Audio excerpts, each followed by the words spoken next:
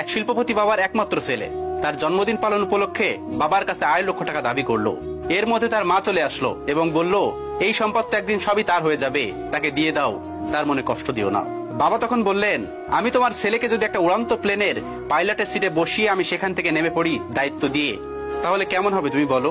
মধ্যবিত্ত থেকে শিল্পপতি হয়ে ওঠা স্বামীকে বোঝেন বলেই মহিলা আর কোনো কথা বললেন না। বাবা তখন বললেন, ঠিক আছে, আমি তোমার ছেলেকে 2.5 লক্ষ টাকায় দেবো, সে যদি আমাকে উপার্জন করে 250 টাকা এনে দিতে পারে। সারা রাত নাক ডেকে ঘুমাচ্ছে ছেলে, মাত্র 250 টাকা। বাবা আগামীকালই দেখতে পারবে ছেলে তার সম্পদের দায়িত্ব নেওয়ার মতো যোগ্য হয়ে গেছে। পরের দিন সকাল 8টায় বাবা তার ছেলেকে ঘুম থেকে জাগিয়ে উঠে দিলেন। রাজ্যের বিরক্তি ছেলের চোখে। মাত্র 250 টাকার জন্য এত সকালে ঘুম থেকে উঠতে হবে? রেডি হয়ে নাস্তা সেরে একেবারে ফুলবাবু সেজে 250 টাকা উপার্জনের জন্য বের হয়ে গেলেন। পকেটে 1 টাকাও নেই, সাথে দেখার জন্য বাবা একটা লোকও দিয়েছেন। ঘর থেকে বের হওয়ার পর তার মনে হচ্ছে সেজন একটা সমুদ্রের মধ্যে হাবুডুবু খাচ্ছে। বিনা পুঁজিতে টাকা কোথায় পাই, কোথা থেকে ধার নিবে সেটাও পারতেছে না, কারোর সাহায্য নিতে পারছে না, ভিক্ষাও করতে পারবে না।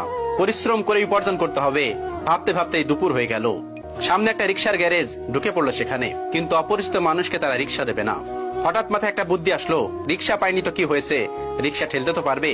তখন উঁচু ব্রিজগুলোতে রিক্সাওয়ালার সাথে একজনকে রিক্সাগুলোতে ঠেলে উপরে উঠিয়ে দিতে হতো। বিনিময়ে যাত্রীরা 1 টাকা করে দিত। নন্দলাল নাদুস নদুর জীবনে কোনো কাজ করেনি, 1 গ্লাস পানিও নিজে কখনো ঢেলে খায়নি, আর আজ তপ্ত রোদে রিক্সা ঠেলছে, তাও আবার পুরান ঢাকায়। 10টা রিক্সা ঠেলে 50 টাকা উপার্জন করলো।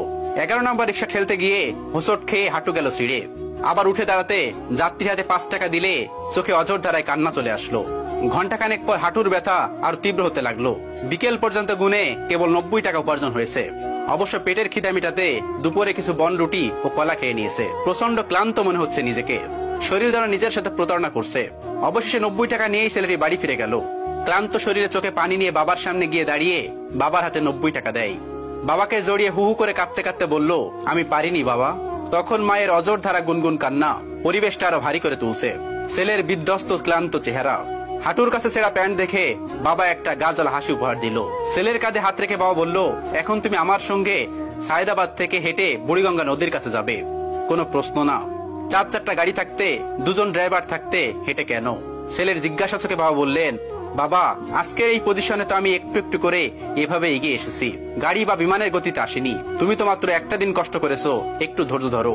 ক্লান্ত ছেলের হাত ধরে হাঁটতে হাঁটতে রাত 11:30টার দিকে ব্রিজে পৌঁছালো পিতা এবং পুত্র।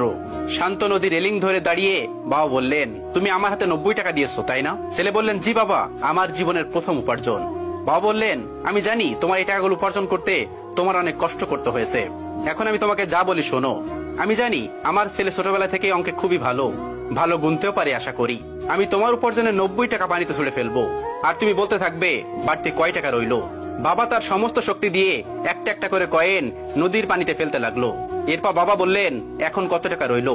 ছেলের কষ্টের পয়সা নদীতে তলিয়ে যেতে দেখে কাঁদতে কাঁদতে বলল, বাবা 85 টাকা। এভাবে এক এক করে জীবনের প্রথম উপার্জিত কষ্টের টাকাগুলো পানিতে ফেলতে লাগলো বাবা। এরপর ছেলে গুনে গুনে বলল, 80, 70, 65, অবশিষ্ট 5 টাকা এসে থামলো। বাবা শেষের টাকাটা আর ফেললো না। পয়সা ফেলা বন্ধ করে বাবা ছেলেকে বলল, তোমার উপার্জনের 90 টাকা আজ আমি নষ্ট করতে তুমি কাঁদলে, আর আমার কত টাকা তুমি এভাবে নষ্ট করছো তার হিসাব আছে তোমার কাছে? কোথায়?